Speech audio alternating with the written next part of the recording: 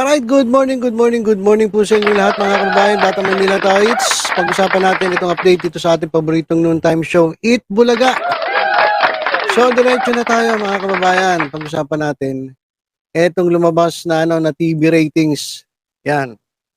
Yan po nasa ating screen. Lumabas po ang AGB Nielsen Nutam TV ratings nung nakaraang Marso 9, taong 2024, araw po ng Sabado.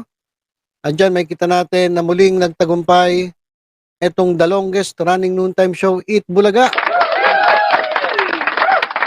Sila po ay nakakuha ng 4.3% audience share.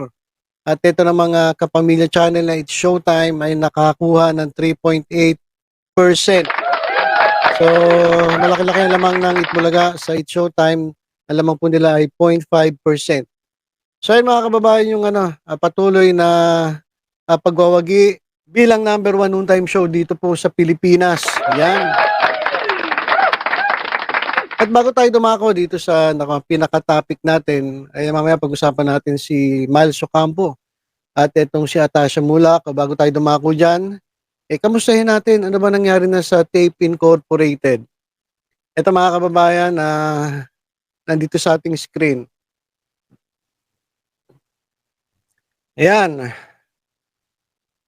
Ito pong Kapatid Insider ay nag-post ng balita tungkol dito sa Tape Incorporated, dito po sa Television and Production Exponents Incorporated.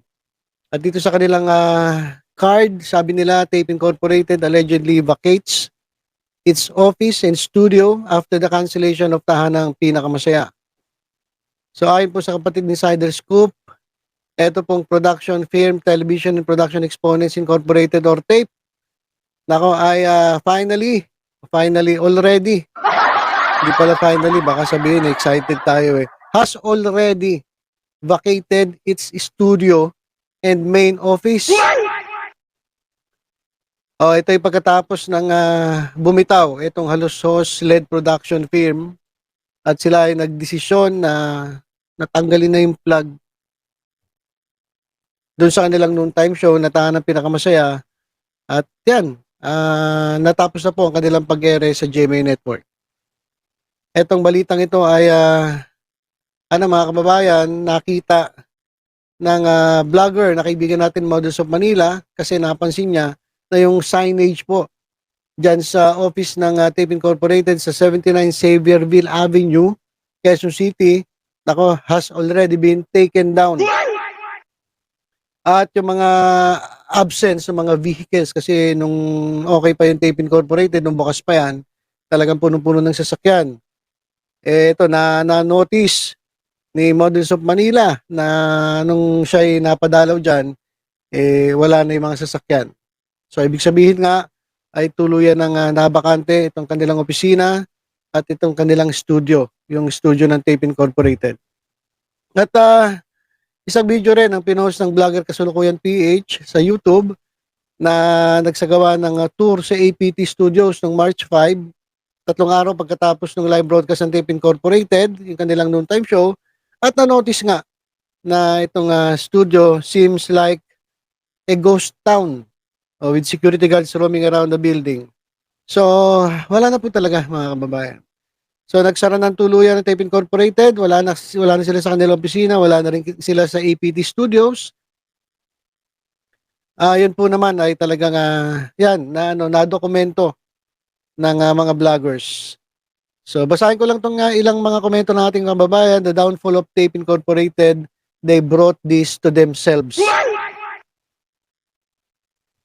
Who to blame? The halos-hosts themselves. Lahat ng gamit naka-tape na. Iba talaga mga Pilipinas, ang gagaling. Ang gagaling mang-asar.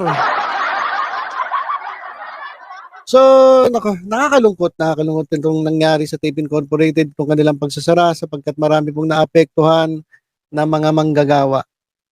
Sana ay na-absorb ng GMA o kaya naman ay na-absorb ng TVJ Productions.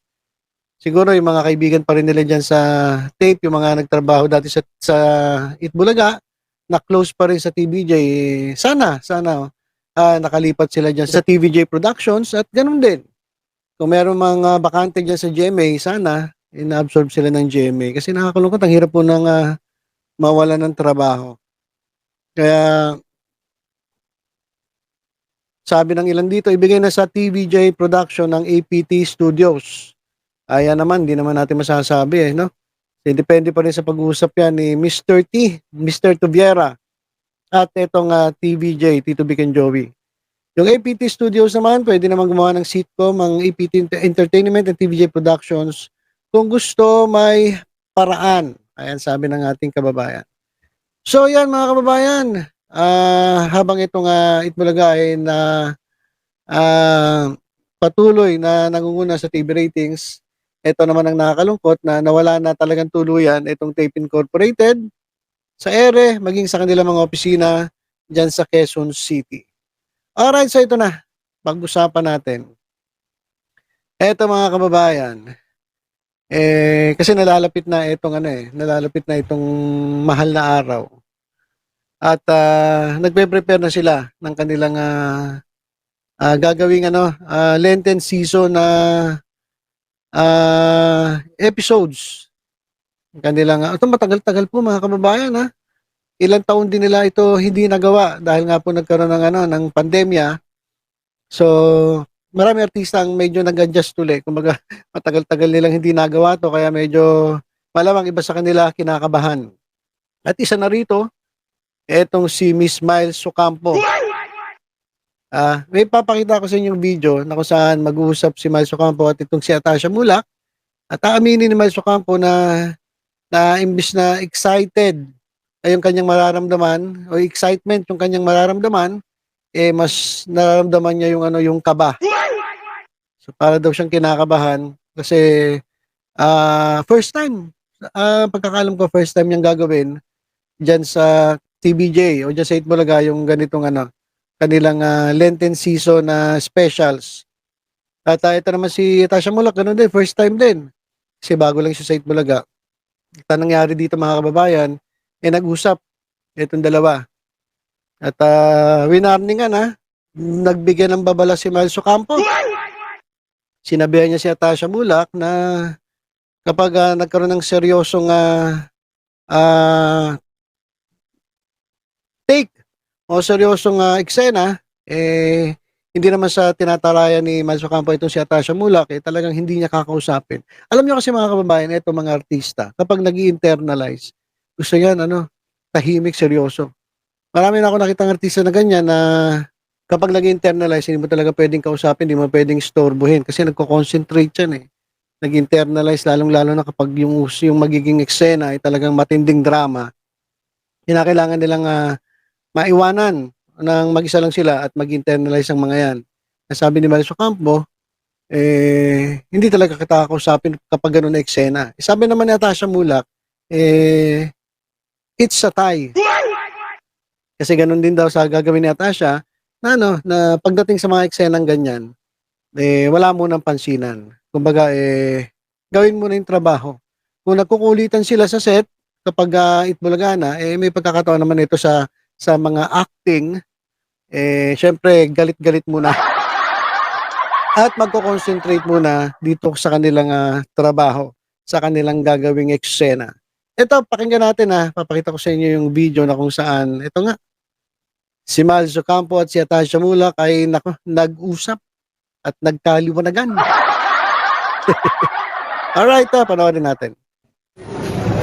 Good morning po. Sinakaman na po ako.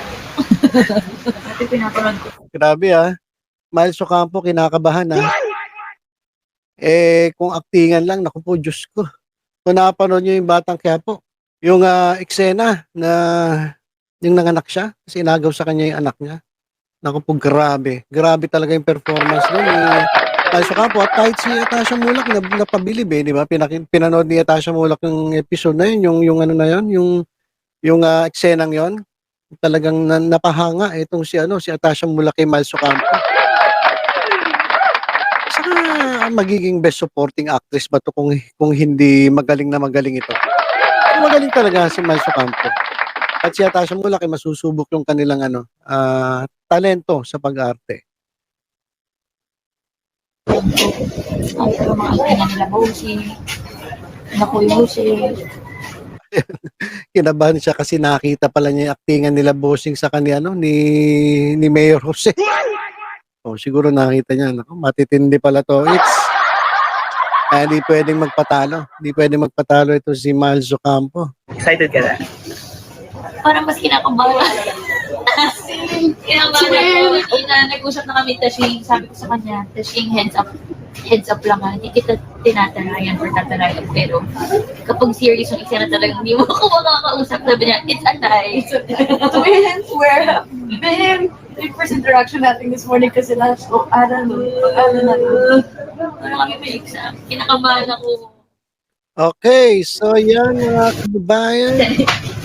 Yan yung yun ang nangyaring palitan ng maikling pag-uusap dito kay Tashing at dito kay Miles Ocampo kasi mga kababayan, nag-ready na sila sa kanilang pag-arte dyan sa kanilang Lenten season special. At nakita nga ni Miles Ocampo yung aktingan ni Bossing sa kanilang Jose Manalo, mukhang drama. Kaya syempre, kinabahan siya kasi first time maging si Atasha. Pero ano lang yan, sa umpisa lang yan, pero pag nag-actingan na yan, iba naman yan eh. Kumbaga parang napoposes siya. Diba? Parang sinasaniban niya mga artista na yan eh. Kapag nandyan na sa set, sa eksena, talaga pong nag-iiba yung anyo. At lumalabas yung pagiging magaling na artista. So yun lang mga kababayan. Ako, congratulations dito sa mga Dabber Cats dito sa ginagawa nilang paghahanda dyan sa nalalapit na Lenten Special. At syempre, congratulations sa TBJ Productions dahil nanatili pa rin silang #1 yung time show pagdating po sa TV ratings. At abangan natin na malapit na po itong Lenten season. Abangan natin itong kanilang Itbulaga Lenten Special na mapapanood natin ng 3 araw. At 3 araw, 25, 26, 27 kung di ako nagkakamali. At talagang mag-enjoy po kayo rito. Talagang pinaghandaan nila ito. Matagal-tagal, ilang taon nila hindi nagawa ito. At ngayon ito, ang pagbabalik ng kanilang mga performances sa panahon po ng Lenten. Alright, sa Lenten season. So, yun lang po muna mga kababayan. Tutok-tutok lang. Dito sa Batang Maynila to, sa iba pang updates. Ingat po tayong lahat. God bless po. God bless.